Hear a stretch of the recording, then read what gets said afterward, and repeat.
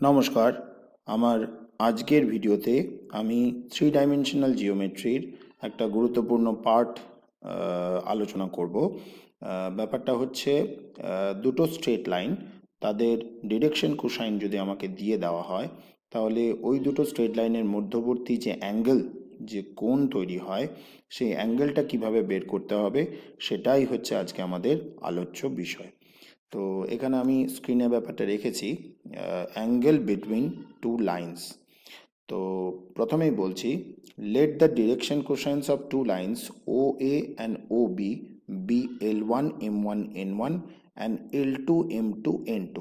ঠিক আছে, এখানে ছবিতে আমরা দেখতেও পারি একটা থ্রি ডাইমেনশনাল সিস্টেম এখানে এঁকে নেওয়া হয়েছে, ও এক্স অ্যাক্সিস, ও ওয়াই অ্যাক্সিস এবং ও জেড অ্যাক্সিস, এবং সেখানে দুটো স্ট্রেট লাইনের কথা বলা হচ্ছে, ও এ এবং ও বি।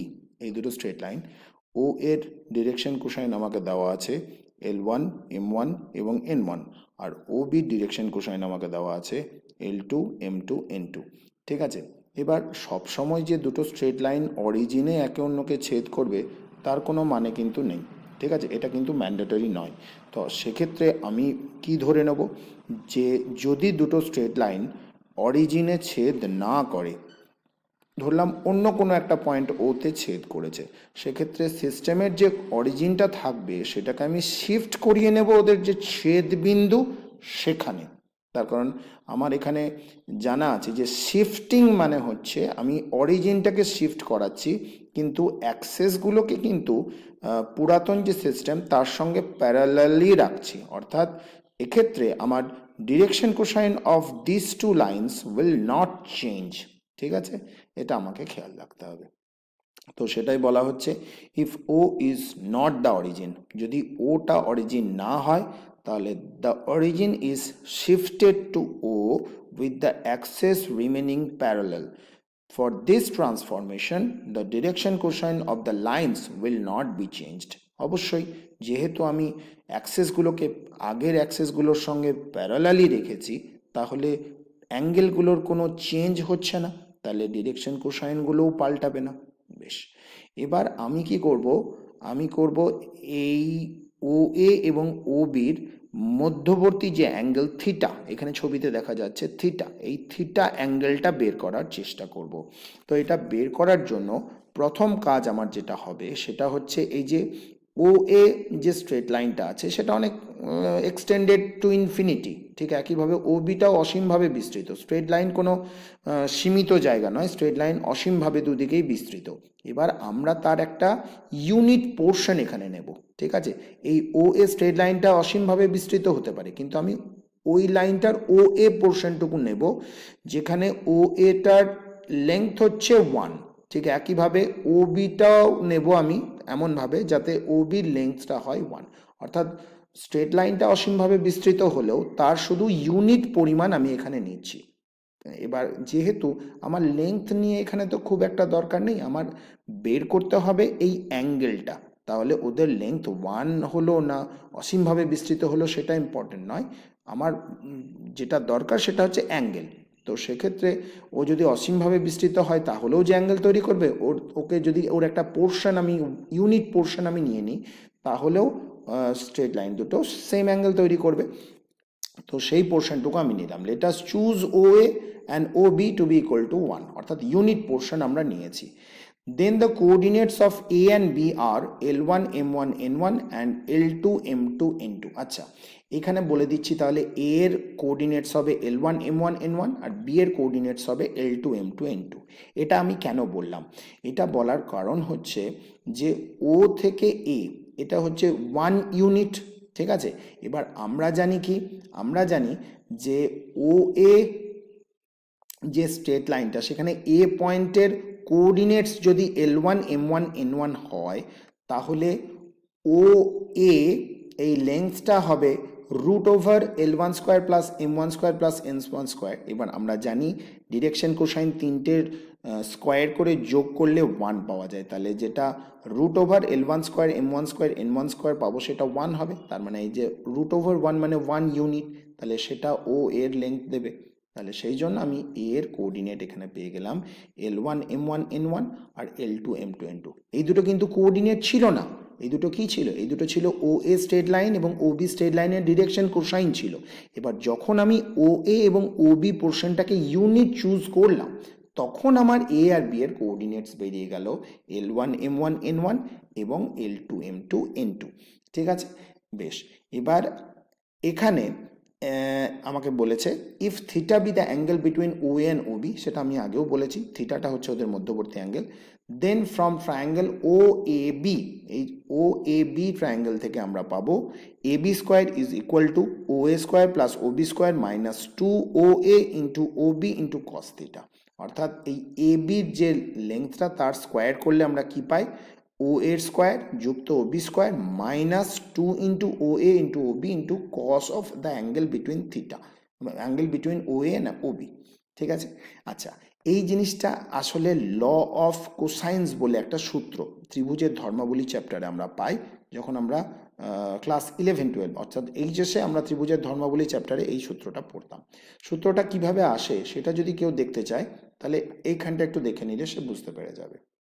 এই যে in trigonometry, the law of cosines, also known as cosine rule or cosine formula, basically relates the length of the triangle to the cosines of one of its angles. It states that if the length of two sides and the angle between them is known for a triangle, then we can determine the length of the third side. It is given by AB square is equals to BC square plus CA square minus 2 into BC into CA into cos of angle between BC and CA, that is BCA. তো এটা আমরা কিভাবে দেখব? তাহলে প্রথমেই দেখে নিচ্ছি আমরা এখানে ল অফ কোসাইন্স কি দেয় আমাকে দেয়, যদি আমি এই বিসি, এই যে ত্রিভুজটা আছে এর বিসি সাইডটার লেংথ জানা থাকে এবং সিএ সাইডটার লেংথ জানা থাকে, আর বিসি আর সি এর মধ্যবর্তী যে অ্যাঙ্গেলটা বিসিএ অ্যাঙ্গেল, এই অ্যাঙ্গেলটার পরিমাণ জানা থাকে, তাহলে আমি ল অফ কোসাইন্স ইউজ করে আমি এই এবি, যে থার্ড সাইড এবিটা আছে তার লেন্থটা বের করে নিতে পারি। ফর্মুলা হচ্ছে AB square is equals to BC square plus CA square minus 2 into BC into CA into cos of angle BCA. আচ্ছা, এটা কিভাবে আমরা দেখাতে পারি? এটা দেখানোর জন্য আমরা মেনলি প্রথমে যেটা করি, ফ্রম দ্য ভার্টেক্স বি, আচ্ছা এই ভার্টেক্স বি অর্থাৎ বি শীর্ষবিন্দু থেকে we draw a perpendicular on side CA to meet it at the point D, অর্থাৎ বি থেকে সি এর উপর একটা লম্ব টানছি যেটা সিএ কে ডি পয়েন্টে মিট করেছে, অর্থাৎ এই অ্যাঙ্গেলটা আমার 90। এবার যদি এই ত্রিভুজটা দেখি বি সি ডি ত্রিভুজ, এই ত্রিভুজটা এটা একটা সমকোণী ত্রিভুজ, সেই জন্যই বলছি in the right triangle BCD, সমকোণী ত্রিভুজে এই যে কস বিসিডি যেটা পাবো, এখান থেকে যদি কস বিসিডি অর্থাৎ এই অ্যাঙ্গেলটা কস বিসিডি, এই অ্যাঙ্গেলটা কস অফ বিসিডি, এই অ্যাঙ্গেলটা যদি বলি তাহলে এটা হচ্ছে আমার ভূমি সিডি আর এই বিসিটা হচ্ছে আমার অতিভুজ। তাহলে ভূমি বাই অতিভুজ আমরা কস জানি, তাহলে কস অফ বিসিডি সমান আমরা লিখেছি এখানে সিডি বাই বিসি। এবার এখান থেকে আমরা সিডিটা বের করতে পারি, সিডি সমান কি হবে? এই বিসিটা কস বিসিডির সঙ্গে গুণ হয়ে যাবে, তাহলে সিডি সমান আমরা এইটা পাবো। এবার আমরা কি করছি, এই যে সিএ থেকে, এই যে সিএ থেকে এই যে ইকুয়েশনটা আমরা পেলাম, ইকুয়েশনটা কি পেয়েছি? CD is equals to BC cos BCD. ঠিক আছে, তাহলে সিএ থেকে আমরা সিডি বাদ দেব, সিএ থেকে যদি সিডি বাদ দিই, এই যে সি থেকে এ ছিল সেখান থেকে সিডি পোর্শনটা বাদ দিয়ে দিচ্ছি, তাহলে পড়ে থাকছে এই ডিএ পোর্শনটা বা এডি পোর্শনটা। তাহলে এডি সমান আমরা কি পাবো? এডি সমান হবে আমার সিএ মাইনাস সিডির যে মানটা বেরিয়েছে, সিডির মান বেরিয়েছে এইটা বিসি কস বিসিডি, তাহলে এডি সমান আমরা পাবো সিএ মাইনাস বিসি কস বিসি। এটাকে 1 নম্বর ইকুয়েশন বলে রাখলাম।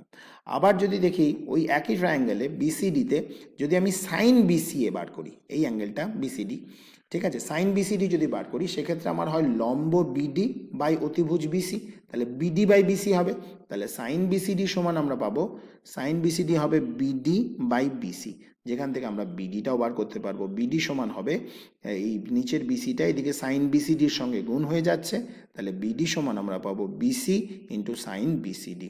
এবার আমরা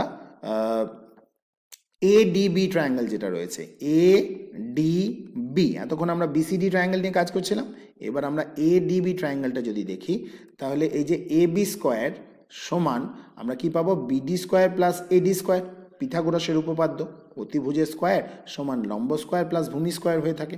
সেটা যদি কাজে লাগায় তাহলে আমরা এখানে লিখছি in the triangle ADB if we apply the Pythagorean theorem then আমরা কি পাবো AB square is equals to BD square plus AD square. এবার বিডি আমরা বের করে রেখেছি এইটা বিসি সাইন বিসিডি, আর এডি বের করে রেখেছি এটা CA minus BC cos BCA.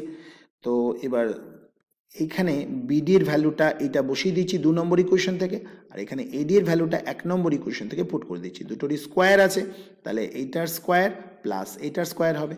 এবার এইটাকে আমি একটু ভেঙে নিচ্ছি, এই যে CA minus BC cos BCA তার স্কোয়ার করলে কি হবে CA square minus 2BC into CA cos BCA plus BC square cos square BCA, আর এখানে বিসি সাইন বিসিডির স্কোয়ার ছিল, তাহলে আলটিমেট এই BC square sine square BCD এখানে একবার পেলাম, আর BC square cos square BCA একবার পেলাম। বিসিডি আর বিসিএ একই অ্যাঙ্গেল। এবার যখন ওদেরকে যোগ করব বিসি স্কোয়ারটা কমন নিতে পারি, বিসি স্কোয়ারটা আমি কমন নিয়েছি, বিসি স্কোয়ারটা কমন নিলে এখান থেকে পেয়েছি সাইন স্কোয়ার বিসিডি আর কস স্কোয়ার বিসিএ, আর বিসিডি আর বিসিএ একই অ্যাঙ্গেল, তাহলে sine square theta plus cos square theta এর সমান কি দেয় 1 দেয়। আর বাকি পোর্শন কি আছে সিএ স্কোয়ার আছে minus 2BC into CA into cos BCA এইটা। তো সেই ইয়েতে আমরা বের করেছি, তাহলে AB square is equals to BC square plus CA square minus 2BC into CA into cos BCA. এটাই হচ্ছে ল অফ কোসাইন্স। এটা কাজে লাগিয়ে আমরা এখানে আবার ফেরত আসছি যেটা আমরা শুরু করেছিলাম, যে তাহলে এখানে এবি স্কোয়ারটা সমান আমরা কি পাবো এবি স্কোয়ার সমান পাবো O A square plus OB square minus 2 into O A into OB into cos theta. এরপর আমরা এ বি স্কোয়ারটা বের করছি। এ বি মানে এ পয়েন্টের কোঅর্ডিনেটস জানা আছে L1 M1 N1, বি পয়েন্টের কোঅর্ডিনেটস জানা আছে L2 M2 N2। এবার তাহলে এ বি স্কোয়ার মানে হচ্ছে এ থেকে বি এর যে দূরত্ব তার স্কোয়ার, অর্থাৎ সেটা হচ্ছে L2 মাইনাস L1 তার হোল স্কোয়ার যুক্ত M2 মাইনাস M1 তার হোল স্কোয়ার যুক্ত N2 মাইনাস N1 তার হোল স্কোয়ার, এই এ বি স্কোয়ারের মানে বাঁ দিকটা। আর ডান দিকে কি আছে ও এ স্কোয়ার, আমরা আগেই ধরে নিয়েছি ও এ হচ্ছে ইউনিট ডিস্টেন্স ইউনিট লেন্থ, তাহলে ও এ স্কোয়ার মানে 1 হবে, ও বি স্কোয়ার সমান 1 হবে, ও এ এখানে বসাবো 1, ও বি সমানও বসাবো 1, তাহলে ডান দিকটা আসবে 1 প্লাস 1 মাইনাস 2 কস থিটা। এটা এবার কাজে লাগিয়ে আমরা দেখতে পাবো এই যে এটা আমি হোল স্কোয়ারটা করে নিচ্ছি, এই যে L2 মাইনাস L1 তার হোল স্কোয়ার মানে কি L1 square L2 square minus 2 L1 L2 plus L1 square, ঠিক একইভাবে এটা M2 square plus M1 square minus 2 M1 M2, আবার এটা হচ্ছে N2 square minus plus N1 square minus 2 N1 N2। ঠিক আছে, এটা স্কোয়ারগুলো ভেঙে নিলাম, আর ডান দিকে আছে 2 মাইনাস 2 কস থিটা। বেশ, তো সেটা এখানে ভেঙে নেওয়া হয়েছে। এবার এই যে জিনিসগুলো L1 square M1 square plus N1 square এটা সমান আমার 1 যেহেতু এর ডিরেকশন কোসাইন, আবার L2 square plus M2 square plus N2 square এটা সমানও 1, তাহলে এদিকেও 1 প্লাস 1 পাবো। আচ্ছা, তাহলে দুদিকে এই 1 প্লাস 1 এদিকেও আছে, এখানেও একটা 2 আছে, তাহলে 2 2 ক্যান্সেলেশন হয়ে যেতে পারে, এখানে মাইনাস মাইনাস আর 2 2 ক্যান্সেল করার পরে আমি পাবো কি না কস থিটা সমান আমরা পাবো L1 L2 plus M1 M2 plus N1 N2। তো কস থিটা সমান যদি L1 L2 plus M1 M2 plus N1 N2 হয়, তাহলে থিটা সমান হবে cos inverse L1 L2 plus M1 M2 plus N1 N2। এটাই হচ্ছে theta, the angle between the lines.